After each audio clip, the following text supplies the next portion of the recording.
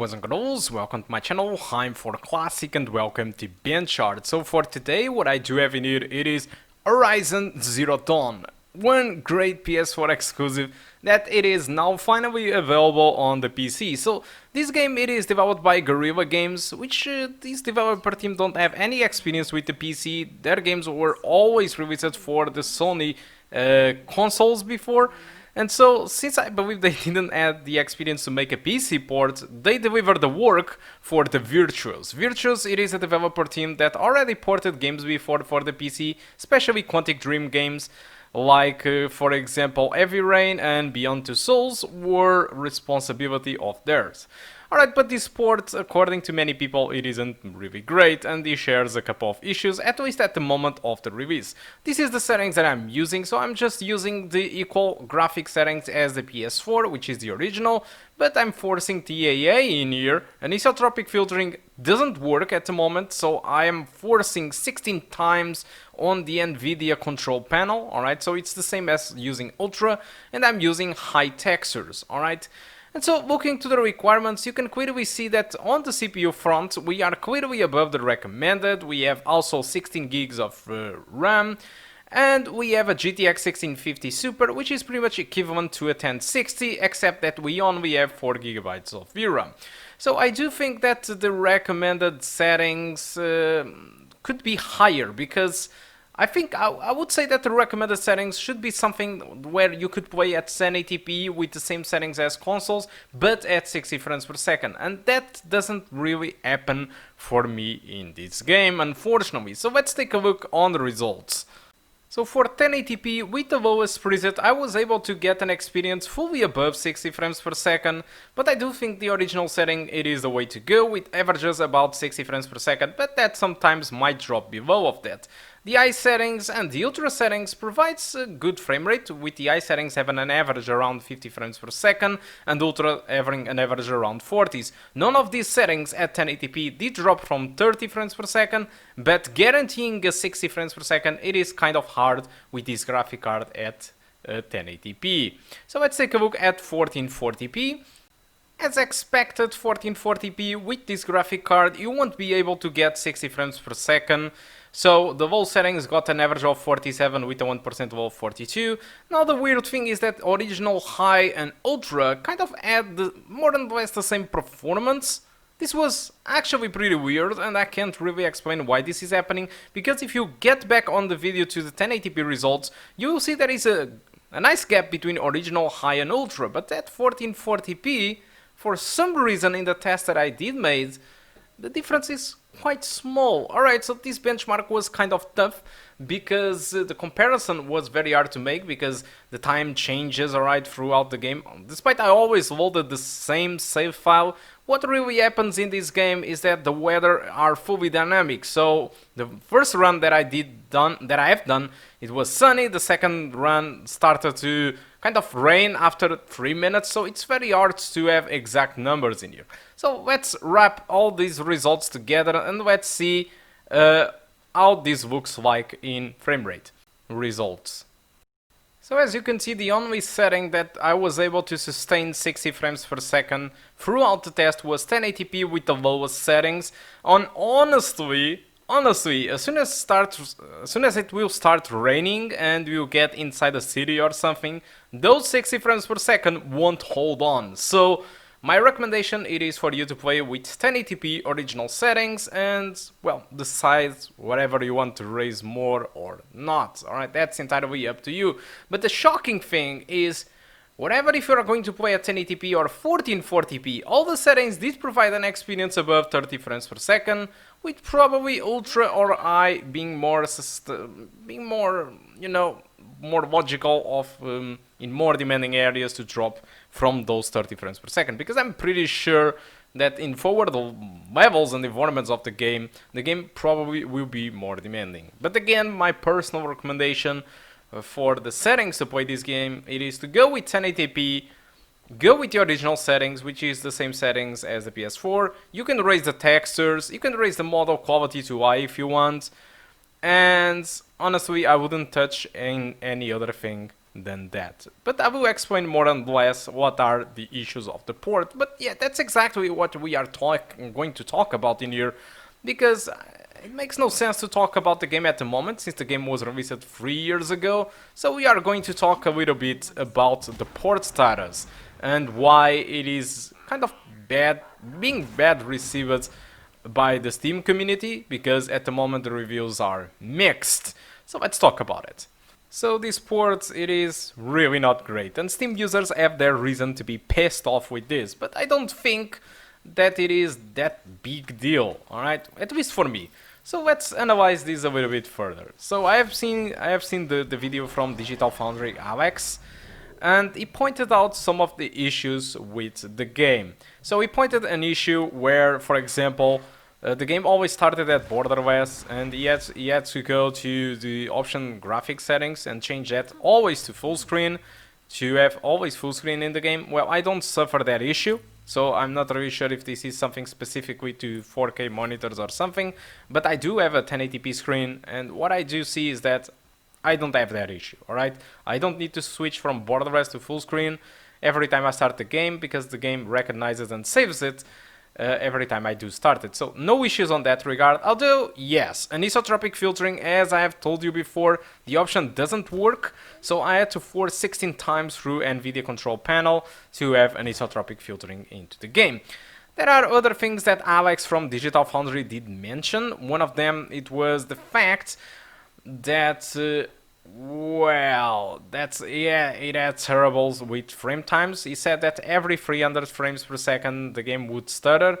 Actually, that is also not happening to me. Alright, I did notice frame time stutter every time the camera pans in the cutscenes, and every time the other elements updates to show something new. There is also a small stutter, but something very subtle. It isn't really a big deal in my opinion.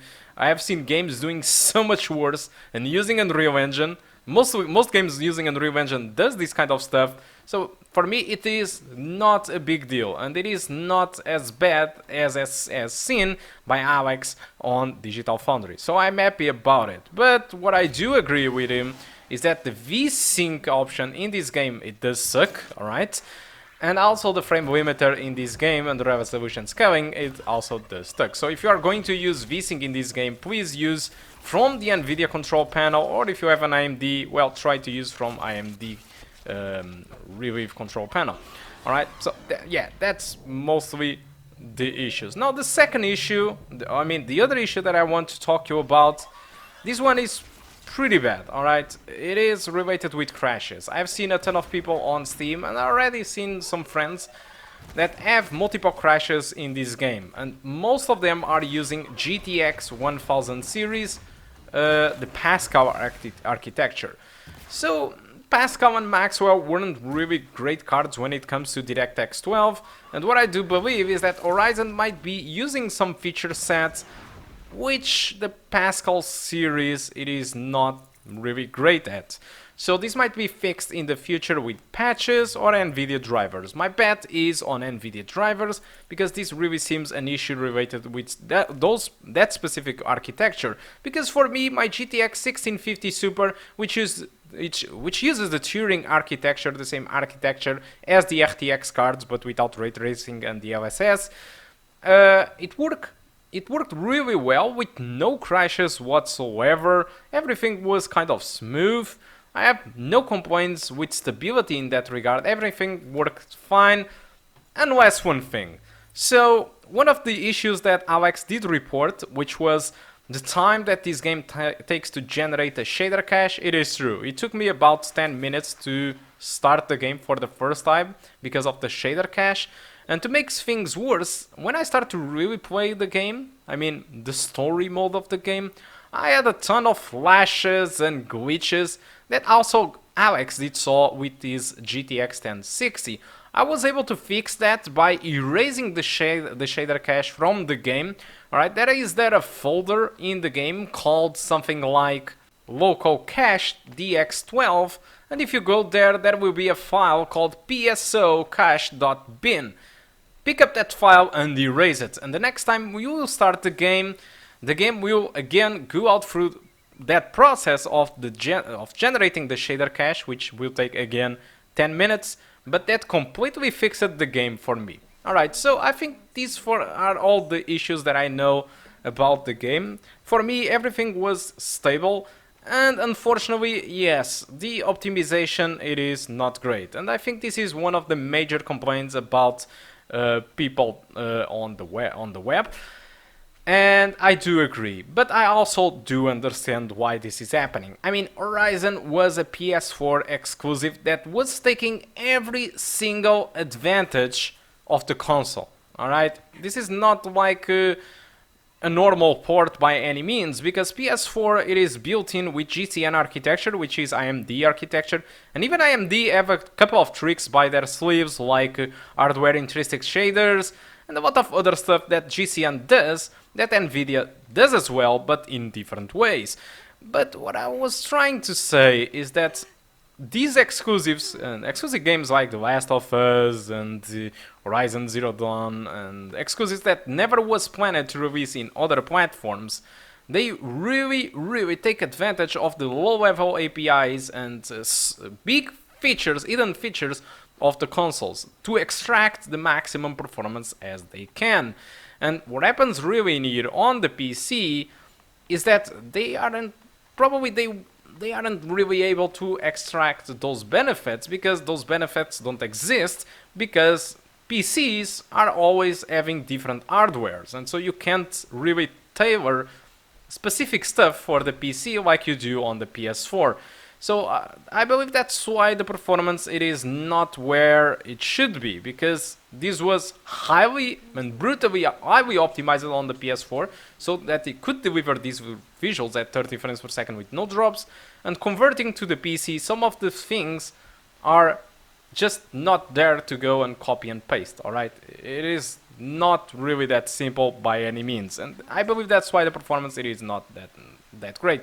You might argue stuff like, for example, oh, but Kojima released Death Stranding with the same engine and it runs so much better. Well, it is true, but Death Stranding, when it was being developed for the PS4, we already knew and had tons of hints that this game would be released on the PC. And also, I'm not really sure if Kojima had as much money and time as these guys at the Guerrilla had, alright, to optimize for the PS4. But I mean, I'm just making here some possible excuses for this frame rate, but so far I'm not really so much unsatisfied. Although there are other things about these ports that I don't think that it makes sense. For example, the graphical improvements over the consoles. So despite I'm playing with the original settings and I'm having no benefits over the consoles at the moment in graphics department, what I want to say is, when it comes to graphics, the only big advantages you are going to notice, it will be on clouds, for example. But the difference in clouds, it is just less artifacts on the clouds, but they are barely noticeable, those differences, and the cost in performance, it is simply huge. The same can be said about the screen space reflections. If you use the high screen space reflections, obviously it will look slightly sharper and better resolution, but its cost, it is insane. Also, there is model quality, which I think that it is probably the best improvement comparing to PS4, which allows you to have much less popping, drawing stuff at a much higher distance. But for 1080p users, this is not a good thing, because when you push model quality to the maximum, you'll start to see trees and grass moving at a very high distance. And for 1080p, even with TAA, seeing stuff moving at a big distance, the only thing that you see is a bunch of pixels moving from time to time and from one place to another. So it's like 1080p it isn't enough to provide a decent experience with those model qualities. So that's why I did stick with the original, because I don't think that having model quality at high or ultra does improve the quality for me, because despite I see more grass at the distance, it is really just a ton of pixels. Alright, at the distance. It is very hard to see that. You will get much more aliasing because of that, so yeah, it's kind of a double-edged sword. Alright. Alright, so, and also the best improvement for me, in my opinion, it is just the dynamic foliage. The tall grass are simply amazing. It is one of the best animations I ever seen. Alright, but the small grass, you know, that ends, it is just bad. It seems that it moves at the half refresh rate, and it seems like it is kind of stuttering all over the place, so it doesn't really make any sense to be considered an improvement. I didn't enjoy that feature, but I did enjoy a lot the tall grass. Alright, so I think that's all that I want to talk about Horizon Zero Dawn. Let's discuss a little bit the price. So the game costs $49.99 on Steam, and it packs all the DLCs that was released, so it is a complete edition. But if you buy through Greenman Gaming, it is actually cheaper. You will get the game for $43.99. It's a €6 discount, it's a 12% discount. So I think it is worth it. In case you don't know Greenman Gaming, this is a certified retail store. This is not a grey market store like G2A or Kingwin. Alright, as soon as you buy in here, you receive the key and you can activate the game on Steam and have the game on Steam forever. Alright, just like you have brought from Steam. The only difference is it is cheaper. Alright, so my recommendation it is for you to go to Greenman Gaming, save yourself €6 and buy the game through there. Alright, so guys, I think that's all that I want to talk about Horizon Zero Dawn. Again, I think I'm kind of satisfied with the fact that we are having this game on the PC, and despite there are some issues with the game, I think that it is not that bad as people are mentioned, aside from the people that are having multiple crashes with the GTX 1000 series, because aside from that, all the other issues are kind of, there are issues, alright, but it's still not a bigger deal in my opinion. And yes, I'm not getting 60 frames per second, which is kind of disappointing for me. But overall, the frame rate of the game, it goes between 50 to 70 frames per second. So I think it is smooth enough anyway. So guys, again, thank you a lot for watching, and I do hope to see you soon. Goodbye.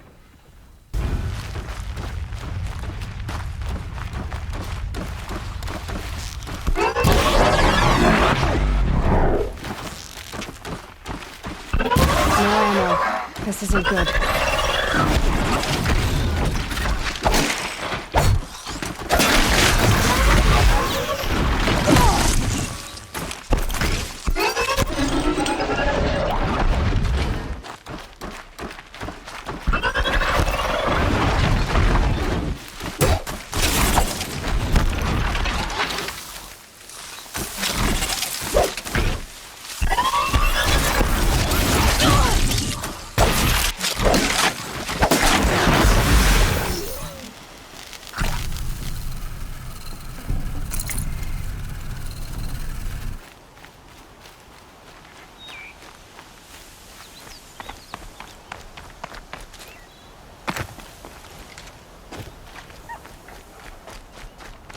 Is she looking at me? I certainly hope not.